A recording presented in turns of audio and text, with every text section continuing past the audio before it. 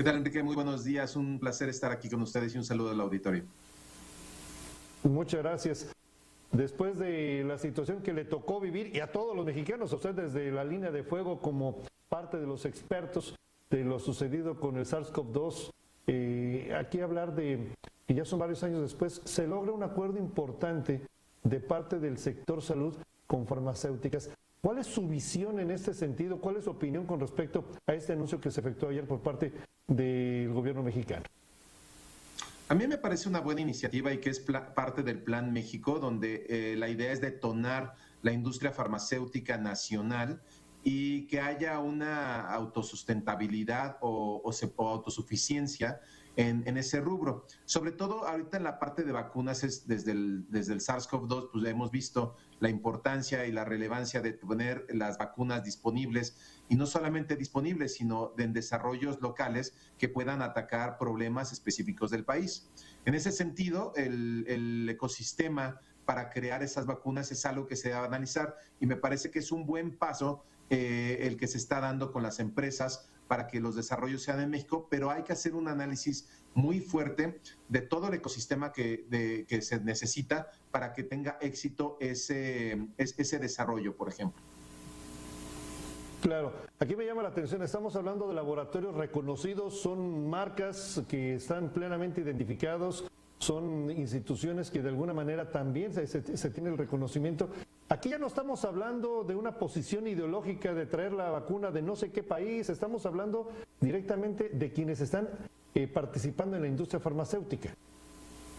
Así es. Ahora, como te decía, yo creo que el que haya voluntad por parte de las farmacéuticas es algo bueno. Sin embargo, tenemos que ver otros elementos que son muy importantes. El primero, que sería el regulatorio, donde la COFEPRIS, por ejemplo, tiene un papel muy importante, y me parece que va a estar en comunicación con estas industrias para que se ajusten a las normatividades del país.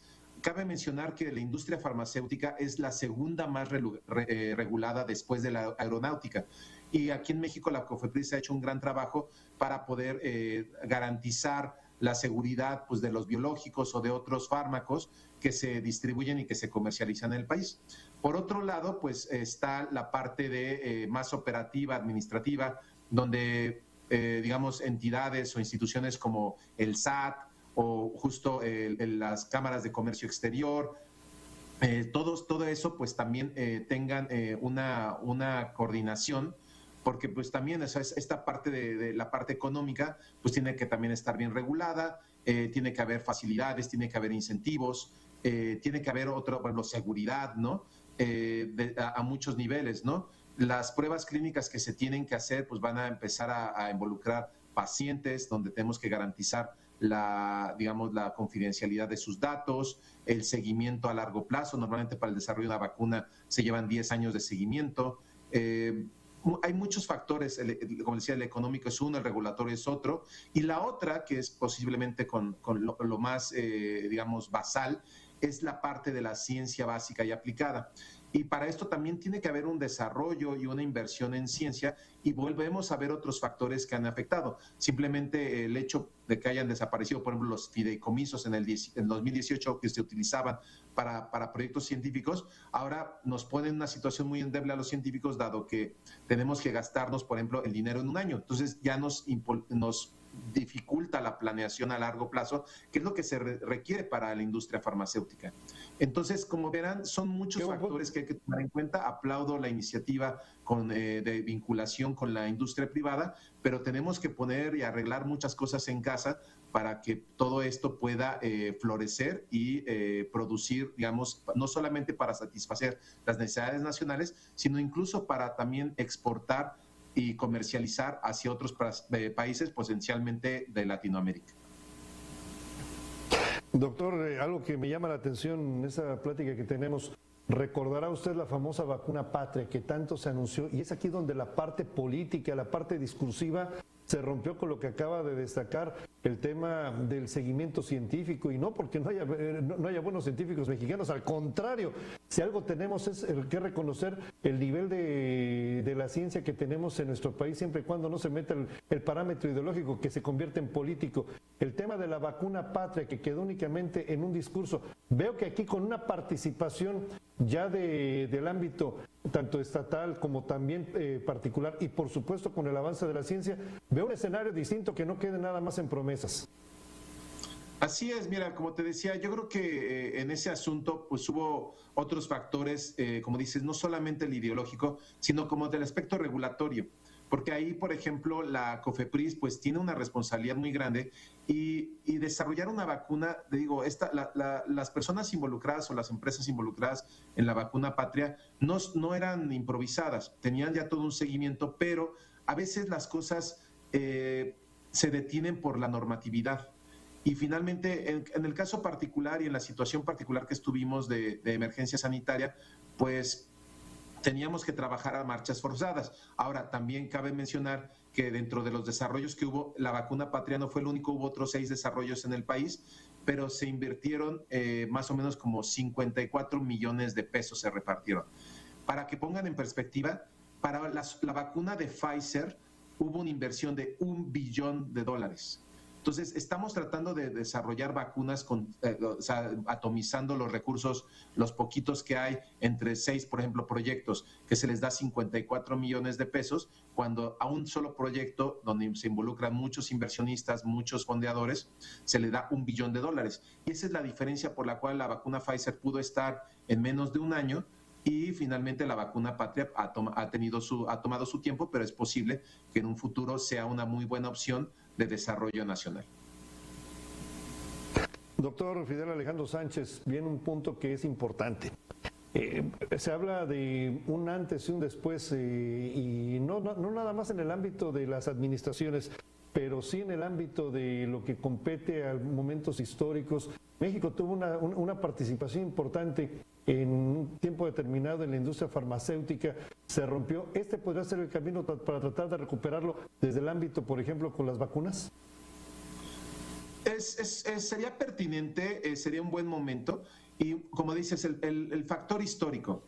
En los 90s, México tenía una buena producción de vacunas gracias a Birmex, que Birmex era una empresa paraestatal, pero a final de cuentas una empresa. Y entonces, digamos que por ahí de finales de los 90 se tomaron decisiones más económicas que de salud, que fue comprar vacunas del exterior, o sea, vacunas que se producían en la India, en China, porque era económicamente más barato. Y entonces, pues eso pues le fue restando, digamos, protagonismo y clientela a Birmex, y ahí se dejó morir. Ahorita se quiere retomar esta iniciativa donde la industria farmacéutica vuelva a renacer a nivel nacional, pero como les decía, tiene que haber un ecosistema que lo permita. Entonces, es desde esas empresas, aunque desarrollan aquí, tienen que traer insumos del extranjero. Producir esos insumos, pues a veces no se puede. Son muchos o simplemente tuvimos que haber invertido hace 20 o 30 años para la producción de esos insumos. También una vez, supongamos que logramos sortear todo y empezamos a desarrollar vacunas en México, que haya el ambiente en el sistema de salud propio para distribuirlas. Si requieren cadena de frío, que lo tengan perfectamente regulado. Hay veces que en los hospitales, por ejemplo, se va la luz y no pueden guardar los biológicos. ¿Qué va a pasar que se produzcan y que se llegue el biológico a los centros de salud y no se pueda garantizar su resguardo y, digamos, su viabilidad? Entonces, como les decía, es un ecosistema muy grande que requiere una planeación fuerte, pero sobre todo una inversión y voluntad de las autoridades para que todos los involucrados puedan hacer su parte. Déjame cerrar con esta pregunta. Le pediría que para que el público pudiéramos dimensionar todo lo que implica este acuerdo con las farmacéuticas Leomón y Moderna para producir vacunas ARN mensajero. Inclusive se hablan vacunas contra el cáncer o contra el dengue, que por cierto el dengue es un verdadero problema en nuestro país. Explíquenos un poco qué implica este tipo de desarrollo para que el público tenga mayor información precisa. Muy bien. Normalmente el desarrollo de vacunas se había logrado tomando al patógeno o al agente infeccioso que nos enferma y atenuándolo, entonces haciéndolo menos infectivo de tal manera que me lo inyectan y viene viene una reacción que despierta mi sistema inmune y genero anticuerpos y genero toda una respuesta contra ese patógeno y quedo protegido. Ahora, eso tiene sus riesgos porque en algunos casos esos organismos atenuados podrían volver a reactivarse y causar enfermedades o causar la enfermedad, pero era poco probable. Sin embargo, aquí con esta tecnología de ARN mensajero, lo que se hace es reducir ese tipo de riesgos. Y ahora entonces meten un pedazo de información genética que tu cuerpo puede interpretar para producir proteínas que son antígenos que despiertan el sistema inmune.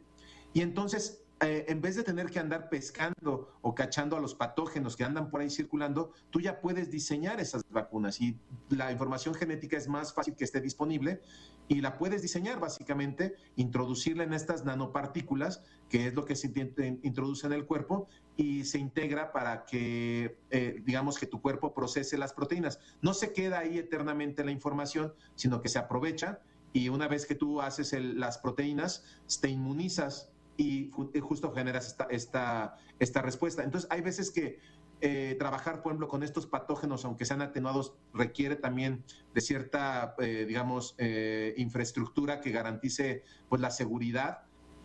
Y con estas nuevas tecnologías, pues finalmente ya no estás trabajando con esos organismos directamente, sino que solamente trabajas con la información genética. Ese es un beneficio y se abre a la posibilidad de poner cualquier tipo de cosa que despierte tu sistema inmune. Puede ser una proteína que venga de células cancerosas para que tengas esta protección. Puede ser, por ejemplo, otros virus como el dengue, chikungunya, zika, virus específicos que en nuestro país, dado lo que existen los vectores, pues tengamos ese problema y a lo mejor en otros países con otras características e incluso otro desarrollo, no las tienen y que tampoco son, digamos, prioritarios para ellos, pero para nosotros sí hay una serie de enfermedades que no tenemos vacuna y que sí son prioritarias y necesitamos desarrollar esas tecnologías para tener ese manejo local, ¿no? Ese manejo nacional. Protección, porque los que están jugando con esos virus, con esas proteínas, con todo esto que puede enfermar, pues son directamente los científicos. Así que, pues el reconocimiento a ustedes, el trabajo que están llevando a cabo, el gran trabajo de los científicos mexicanos. Doctor Fidel Alejandro Sánchez Flores, muchísimas gracias por acompañarnos aquí en Mega Noticias Informa.